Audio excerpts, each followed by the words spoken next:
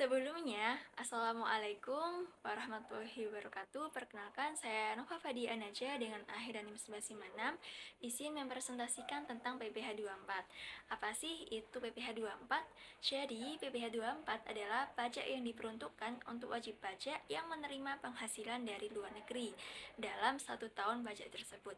Di sini ada studi kasus yang berkaitan dengan PPh 24, yaitu mengenai objek pajak pada penghasilan pertama arahan dari Korea Selatan.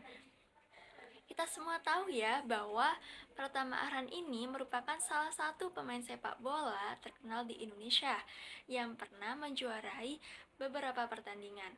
Nah, pada tahun 2023, Pratama Arhan ini direkrut untuk menjadi pemain sepak bola Korea Selatan, sehingga mendapatkan penghasilan sebesar 9 miliar rupiah berdasarkan berita CNN yang telah dicantumkan. Dan diketahui juga dari media lain bahwa penghasilan pertama Arhan ini di dalam negeri sebesar 4 miliar 780 juta rupiah. Kemudian dari data tersebut selanjutnya kita akan menghitung berapa sih nominal pajak yang dapat dikreditkan di Indonesia. Yang pertama, terlebih dahulu kita cantumkan penghasilan dalam negeri. Kemudian mencantumkan PTKP yang juga sesuai dengan pasal 7 Undang-Undang HPP tahun 2021. Di sini PTKP pertama Arhan adalah K1 karena diketahui dari berbagai media bahwa pertama Arhan ini sudah menikah sehingga dihasilkan PKP atau penghasilan kena pajak sebesar 4 miliar 720 juta 500 ribu rupiah. Lalu PKP tersebut akan dikenai tarif pajak progresif yang sesuai dengan pasal 17 UU HPP tahun 2021.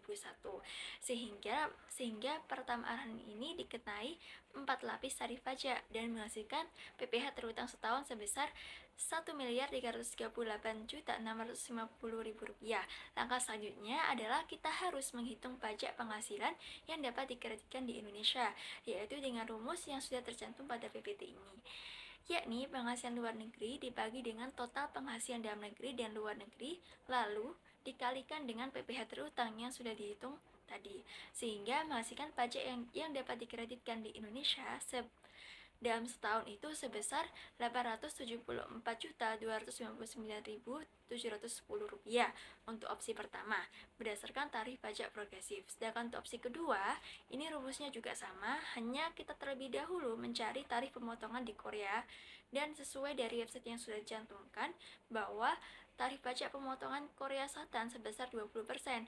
Jadi kita harus mengalihkan PKP dengan 20%. Dan dihasilkan sebesar Rp944.100.000. Lalu hasil tersebut akan dimasukkan ke dalam rumus yang tadi sebagai pengali. Jadi didapat pajak penghasilan yang dapat dikreditkan sebesar Rp616.611.030 untuk opsi kedua. Dikarenakan opsi kedua lebih kecil daripada opsi pertama, maka pajak yang dapat dikreditkan adalah sebesar Rp616.611.030.